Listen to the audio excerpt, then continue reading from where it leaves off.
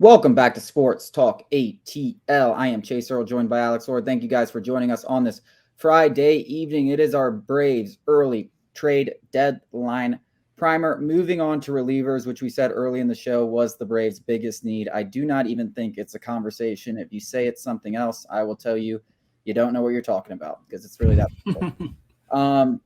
Listen, there's a lot of names on this list. I don't think the Braves need to be targeting anything other than high profile arms. I think you can get a high profile arm for one good prospect. I think this is where you use your Vaughn Grissom chip. That's what I'm calling it. It's the Vaughn Grissom trade chip. I don't see a place where Vaughn Grissom fits into this team in the long term. I don't think he will be able to play shortstop. Perhaps he can. The Braves don't even need a shortstop with Orlando Arcia. I think he is your trade chip. I think this is where you flick it in there, you put it in the machine, and you get back a high quality back end reliever.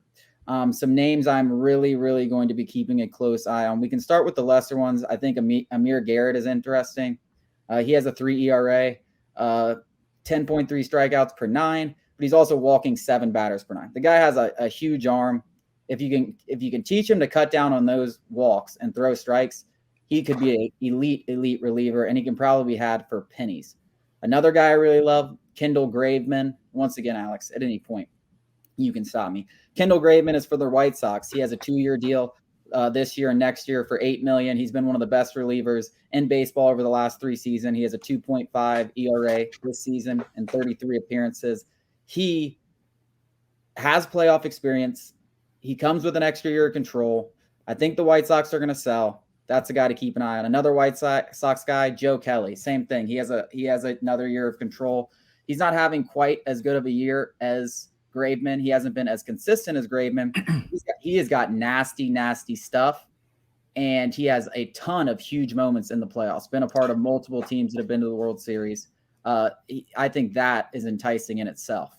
Would love Joe Kelly. Talk about attitude and just a guy that's just a fierce competitor. He went viral for that moment where he, was crying at the other guy. I love Joe Kelly. He's got electric stuff. And I feel like in terms of vibes, locker room vibes, bullpen vibes, he would fit in seamlessly with the Braves. He feels like a guy. He feels like a Jock Peterson vibe. He's there and he's like, let's go to war. Like he's like, there's guys outside. He's done that. He's pitched for the Red Sox when they were elite, the Dodgers when they were elite. He's been there. He's done that. He loves the moment. That's when he pitches his best. Yep. He loves the moment. I know Joe Kelly has a 4.5 ERA. Sometimes I don't care about that. I don't care. I was just going to say. It doesn't matter what you do before you get here. It matters what you do after. And frankly, it matters what you do in October. And that guy's proven he can handle the bright lights of October. And plus his stuff is nasty. Like he's got there's some pictures you watch and you're like, how has he ever hit? How has he ever hit? Joe Kelly has some of that stuff. I mean, you go look at Pitching Ninja when Joe Kelly gets on there and you're like, did that just go? Was that just 98 with 30 inches of run? Was that a sinker? What is that? It's just it's those alien pitches. That's what I call them. He's got some of those. Let's look here. Liam Hendriks, I don't see the Braves going after. Obviously he's coming off a battle with cancer. He also has owed a ton of money. I just don't see the Braves making a big move like that. Daniel Bard's a guy that a lot of people are going to mention. Surface level numbers, 0.79 ERA, over 22 appearances. He was a closer for them, had a 1.79 ERA last year. He's also playing in Colorado, so you're thinking a lot of these numbers are inflated. The one thing I will say about Bard, though, I did this in an article that'll be up on the site soon. I did put him in my top 10 targets for the Braves. But he has a 4.91 whip, 0.7 or FIP, not whip, FIP. So severe regression is in line for this man eventually. But he's an interesting target. Listen, FIP is not everything. You see some guys just are the anti-FIP.